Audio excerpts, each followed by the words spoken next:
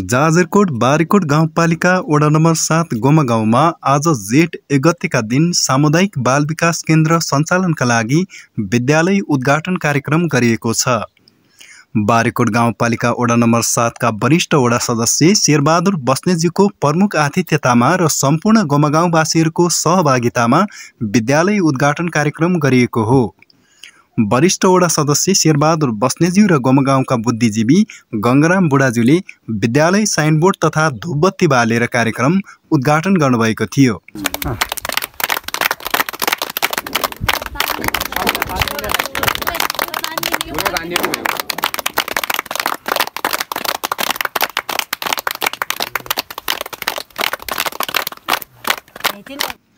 भौगोलिक बनावटको विकटता र विद्यालय दूरी निकै टाढा भएकोले गोमा गाउँका बालबालिकाहरूको पठन पाठन प्रक्रियामाथि पर्ने बाधा अवरोधलाई मध्यनजर गर्दै गाउँका अभिभावकहरूले आफ्नै लगानीमा 2077 सालमा 2 कोठी विद्यालय भवन निर्माण गर्नुभएको थियो।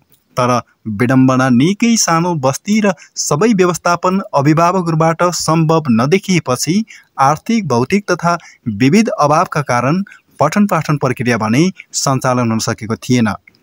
गोमा गाउँ बस्तीको बालबालिकाहरूको राज्यद्वारा प्रदत्त मौलिक अधिकार शिक्षा सम्बन्धी हकको सुनिश्चितताको लागि पटक पटक स्थानीय सरकारको ध्यान आकर्षण गराएपछि बारीकोट गाउँपालिकाले बाल विकास सञ्चालनका लागि शैक्षिक सत्र 2082 देखि अनुमति प्रदान गर्ने कुराको आश्वासन दिएपछि उक्त गाउँमा विधिवतपूर्वक विद्यालय सञ्चालन प्रक्रिया अघि बढिरहेको छ। यो कसरी के बनाउने र कसरी यो लागि पर्ने, अब यो विद्यार्थी